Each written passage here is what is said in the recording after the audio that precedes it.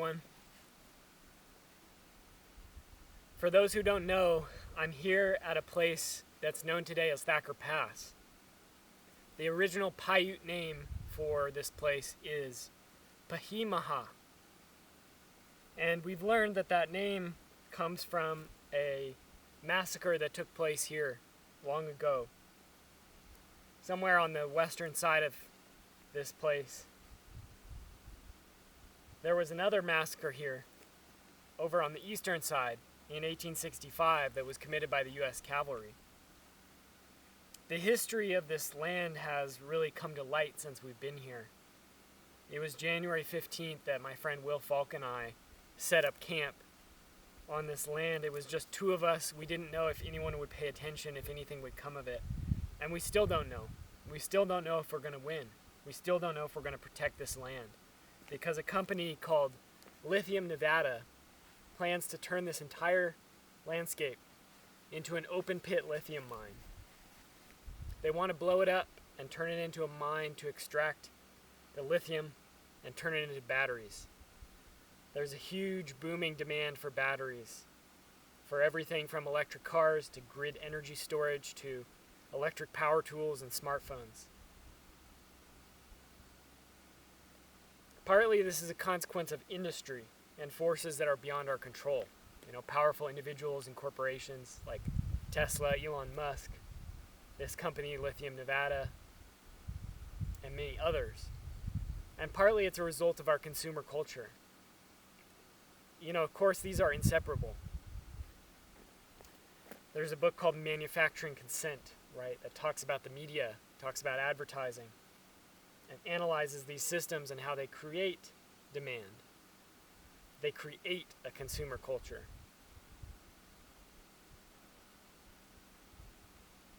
So this entire place is under threat, and it has been under threat for a long time now.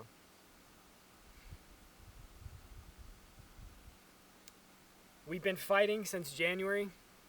We've been fighting in the realm of public opinion, talking to the media, making videos, writing articles, discussing the issues, educating people about the harms of this type of mining. Mining is one of the most destructive industrial activities that humans have ever undertaken. And in fact, it goes back further than the Industrial Revolution. There are mines from the Roman Empire that are over 2,000 years old, which are still toxic and poisoning the land around them. And the air pollution that was released by Roman mines across Europe can still be measured in the ice in Greenland. There's no way around the base fact of mining, that you're blowing up the land, destroying it, breaking it into pieces, scooping it up, and taking it to turn it into products, to turn it into money ultimately. This mine, according to supporters of it, is a green mine because this lithium will be used to build electric cars and to build batteries to support so-called green energy technologies like solar and wind. Now, I used to support these things. I used to think they were a great idea. I don't anymore. It's not because my values have changed. I still value the planet. I'm still very concerned about global warming and the ecological crisis that we find ourselves in. And in fact, that's the reason why I oppose mines like this. Because those stories that tell us that mining a place like this will save the world are lies. They're lies. And they have been told to us in order to facilitate businesses taking land like this and destroying it and turning it into profit. This is a story that we have seen again and again throughout the generations. There's nothing new about what's happening here, and there's nothing different about this type of mining when compared with iron ore mining, coal mining. The substance that's being pulled out of the ground might be different, but for the creatures who live here, for the water, the air, the soil, the surrounding communities of humans, the results are just the same.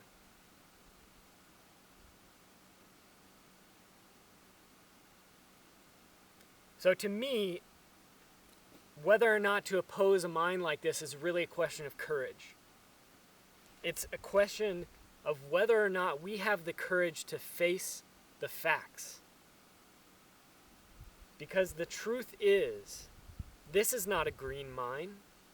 The earth does not want this mine. The land, the water, the non-human species who live here, they don't want this mine. Humans want it. And humans who are from a consumeristic, first world wealthy nation want it, so that they can benefit from the consumer goods that would be produced.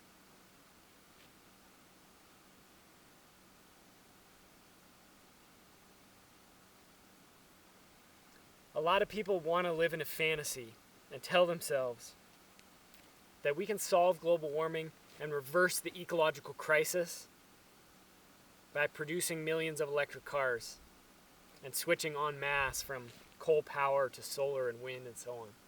This is a lie. And it's the best kind of lie, because it's very convincing.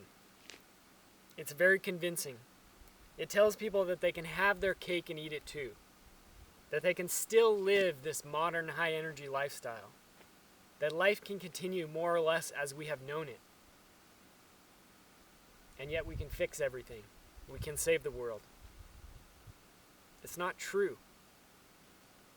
But it's very convincing. It's very comforting to many people.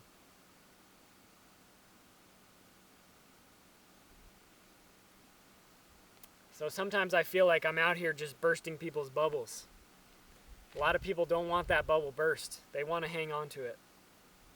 They want to hang on to it at all costs, and they will delude themselves. They will lie to themselves repeatedly, and they will lie to others to continue to have that fantasy. Because the truth is not so easy to face. The truth is that over the last 200 years and far longer, this culture has laid waste to the ecology of this planet.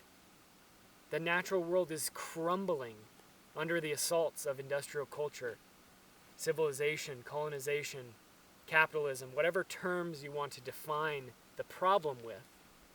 The issues are the same. And they're extremely serious. The world is being destroyed for future generations. And non-humans are living through an ecological nightmare right now. And it's a nightmare of our own making. It's a nightmare that this culture has created and perpetuates every day.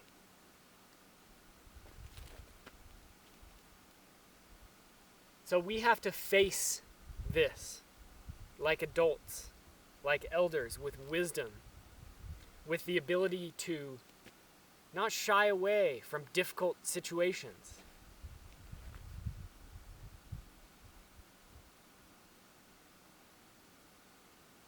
And that takes courage.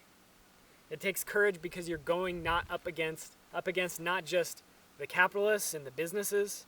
You're going up against, in many cases, your own friends and family. You're going up against the mainstream environmental movement. You're going up against the Democratic Party and the progressives and much of the socialist movement. You're going up against a large portion of the culture. And of course, you're going up against the fossil fuel oligarchs and the old industrial elite as well. You know, it felt pretty lonely out here. It's felt pretty lonely at times throughout this fight. You know, when we've had trouble getting people to join us on the ground, when we've had trouble getting support. But at other times, that support has come and has been very strong. And people have joined us here. I hope more people will continue to join us, not just here, but start their own fights. We've seen the fight against the lithium mine down in Wallapai territory in what's now called Arizona, ramping up after Ivan Bender came up here and visited this place and talked to us, and we had some great conversations about how we're doing it here and how we're fighting. That's what I want to see. That means a lot to me, to see that. So it's a beautiful night here. The sun's setting. And I'm thinking about all the people who've worked on this campaign. The hundreds and thousands of hours that have been poured into trying to protect this land. Because if this mine goes in, this place is ruined for generations. I don't know how long, but hundreds of years, at least. If it'll ever come back. If it'll ever be like it is now.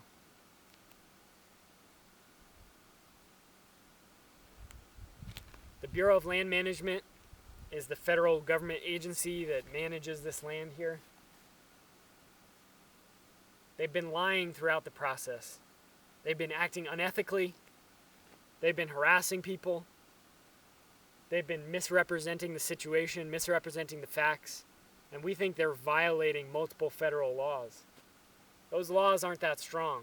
The laws to protect this planet are not as strong as I wish they were. But they're violating even those weak laws. So we're going to keep fighting. We're going to keep fighting to protect this place. We're going to keep fighting for this land. We're going to keep fighting for what's right. Because if you don't, then what is your soul worth? Where's your self-respect? Where's your sense of integrity? You know, those are questions we each have to ask ourselves. I can't answer it for you. I don't know what your life is, your situation. I only know for myself. It's so easy to defeat ourselves in our minds. And the first step to any resistance, to any organizing, to any opposition like this, is to believe that we can do something about it. And the truth is, we can. It's the simple truth. We can. We can change things. That doesn't mean it's easy. In fact, it's really damn hard. That doesn't mean you're going to win every time, because in fact, most times you probably won't. That doesn't mean everything's going to turn out great and we're going to have a Hollywood ending, because things aren't looking too good right now on the global scale. And we're not looking like we're going to get a Hollywood ending. But what I do know is that when we do fight, when we do organize, we can win. But if we don't try, then we'll lose every time.